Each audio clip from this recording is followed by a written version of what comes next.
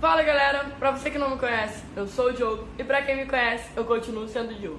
E hoje eu vim aqui apresentar pra vocês o meu trabalho de História.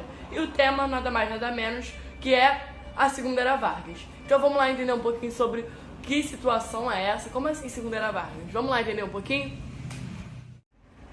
Todo o governo de Vargas durou entre 1930 e 1954. Só que o foco desse vídeo é só na Segunda Era Vargas, no segundo governo dele. Então, a gente só vai focar entre 1950 até 1954, que é onde termina o governo dele. Em 1950, aconteceram as eleições. Os candidatos eram Getúlio Dornelles Vargas, Eduardo Gomes e Cristiano Machado. Esses eram os três únicos candidatos à presidência do Brasil. E quem ganhou, obviamente, foi Getúlio Vargas, com 48,73% dos votos. Esse governo, conhecido como governo democrático, foi marcado por anos de crise política, pois existia a oposição a Vargas, as pessoas que não eram satisfeitas com o governo dele. E como elas eram insatisfeitas, elas tentavam desestabilizar o governo de qualquer forma. De qualquer jeito, elas tentavam derrubar o governo de Getúlio.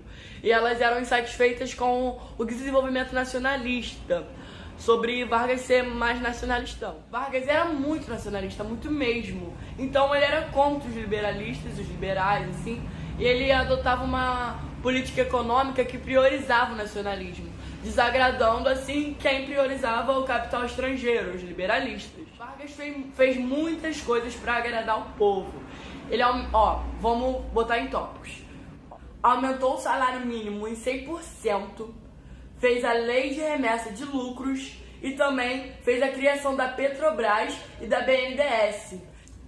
Petrobras criava muito petróleo, então, criando muito petróleo no Brasil, aumentava o nacionalismo, a indústria brasileira, que era o que o Getúlio queria que todos fossem nacionalistas.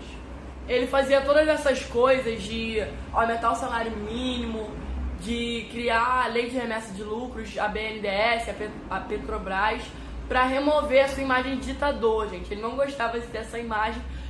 Rolou uma polêmica até que ele criou amizade com deputados e senadores para remover essa imagem de ditador. Toda essa política desenvolvimentista nacionalista priorizou duas áreas. Priorizou a produção de petróleo, que foi ele criando a Petrobras e a BNDES, e a produção de energia elétrica. Essas foram as duas áreas que foram priorizadas com toda essa política nacionalista. Vargas enfrentou uma forte oposição das alas conservadoras. Quem era mais conservado era bem contra o Vargas mesmo. Toda essa crise política, todo esse negócio que estava tudo dando errado, levou o Vargas a cometer um ato extremo. Ele se suicidou no seu último ano de poder, em 1954.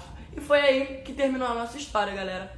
Um beijo, e foi assim que se termina a Segunda Era Vargas.